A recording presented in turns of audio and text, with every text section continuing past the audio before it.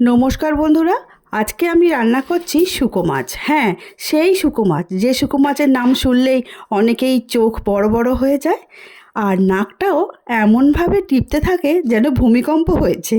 কিন্তু একটা কথা মনে রেখো, স্বাদ যে জিনিস সেটা নাকে নয়, সেটা জিভের বিচারেই হয়। আর রইল বাকি শুকো মাছ রান্না ব্যাপারটা নিয়ে একটু লজ্জার ব্যাপার। হ্যাঁ, ওটা কিন্তু প্রথম প্রথম আমারও মনের মধ্যে হতো যে একটা গন্ধ ছাড়ছে বাজে, ইস ওরা এরম রান্না খায়। কিন্তু সত্যি কথা বলতে যখন এই রান্নার জগতে এসেছি তখন মনে হয় যে কোনো রান্নাকে ইস বলে নাক সিটকে না রেখে রান্নাটাকে কিভাবে নিজের মতো করে সুন্দর করে করা যায়, তাতে খেতে যদি ভালো হয় তাতে অসুবিধা কোথায়। যে মাছ আমি কাঁচা থাকা অবস্থায় খেতে পাচ্ছি, সেই মাছটা যখন শুকনো করা হচ্ছে সেটা দেখেই আমি নাক সিট করছি। তাহলে কি করে হবে? এখন বর্তমান যুগে অনেক মানুষ অনেক রকম কিছু খাবার দাবার নতুন নতুন করে শিখছে। তাহলে তাদেরকে দেখেও যদি আমি নাক সিটকাই, তাদের কিন্তু কিচ্ছু যায় আসে না। তেমন আমারও শুকো মাছ রান্না দেখে তোমাদের যদি নাক সিটকানি আসে, আমার কিচ্ছু যাবে আসবে না, কারণ আমি এটা খেতে ভালোবাসি বস।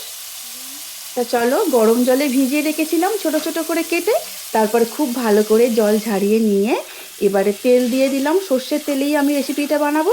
নুন আর হলুদ সর্ষের তেলের মধ্যেই দিয়ে দিয়েছি। তোমরা চাইলে কেটে নিয়ে জল ঝরানোর পরে নুন হলুদ মাখাতে পারো। নুন হলুদের ওপরে ছোট ছোট টুকরো করে রাখা মাছগুলো তুলে দিলাম। এবারে খুব ভালো করে ভেজে নিতে হবে। হ্যাঁ, ভাজার সময় কিন্তু অবশ্যই গন্ধ ছাড়বে, কিন্তু রান্না করার পরে তোমার মনেই হবে না যে এই মাছটা রান্না করার সময় কেন এত গন্ধ ছাড়ছিল। তাহলে এইখানেই তো একটা মজার ব্যাপার আছে।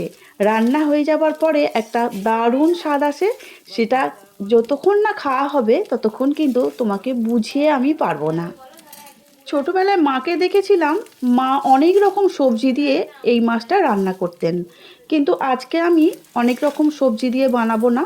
আজকে আমি শুধু আলু, টমেটো, পেঁয়াজ, আদা, রসুন দিয়েই বানাবো। তবে নেক্সট টাইম যদি কোনো দিন আবার বানাই তাহলে কিন্তু সেই ভিডিওটা বানিয়ে রাখবো, তখন অবশ্যই কিন্তু আমি সবজি দিয়ে করব। দেখেই নিশ্চয়ই বুঝতে পারছো একদম মুচমুচে করে ভাজা হয়েছে মাছগুলো। একটার পর একটা কারোর গায়ে কিন্তু লেগে নেই, এইভাবেই কিন্তু ভাজতে হবে। কড়ার মধ্যে আবারও একটু তেল দিয়ে দিলাম।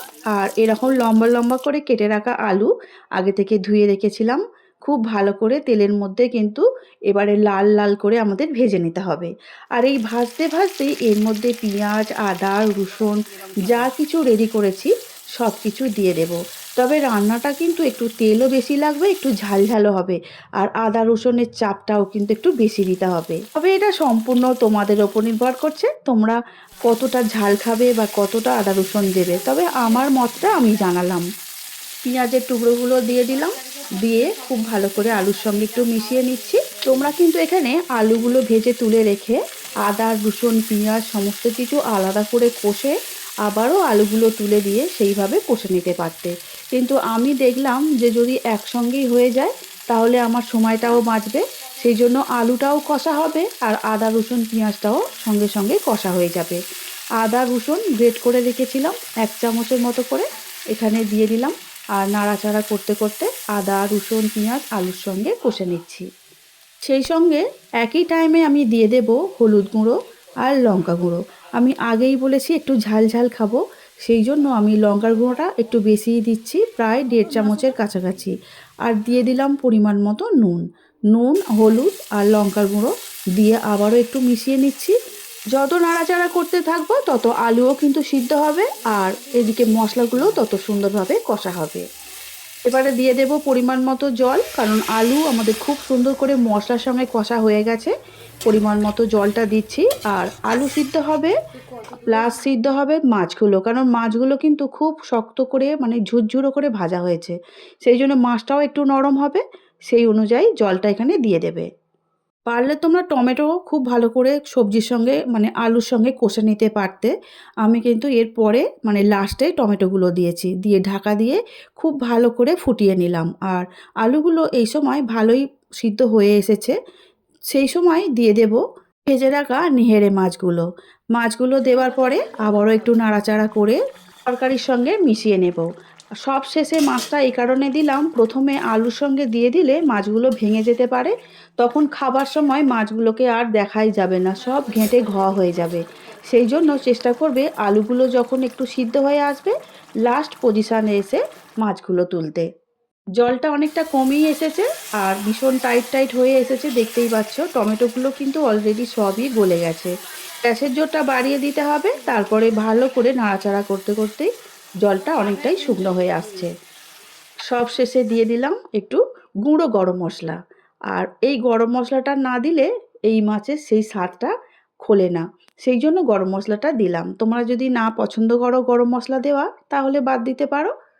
আর একটু ধনেপাতা দিলে খুবই ভালো হতো, কিন্তু ধনেপাতাটা আমার হাতের সামনে ছিল না বলে আমি দিলাম না। তোমরা কিন্তু অবশ্যই দিও। এবারে কিন্তু আমাদের শুকো মাছ রান্নাটা একদম রেডি হয়ে গেছে। এবার একটা প্লেটের মধ্যে তুলে নিচ্ছি।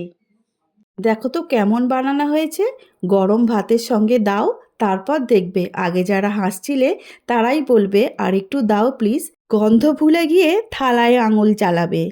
শুকো মাছ গন্ধে নয়, গর্ব। যারা মজা করে তাদের খাইয়ে একবার বোঝাও। বন্ধুরা, আমার ভিডিও যদি ভালো লেগে থাকে লাইক শেয়ার সাবস্ক্রাইব করে শ্রাবণীর পাকঘর চ্যানেলটির পাশে থেকে যাওয়ার অনুরোধ রইল।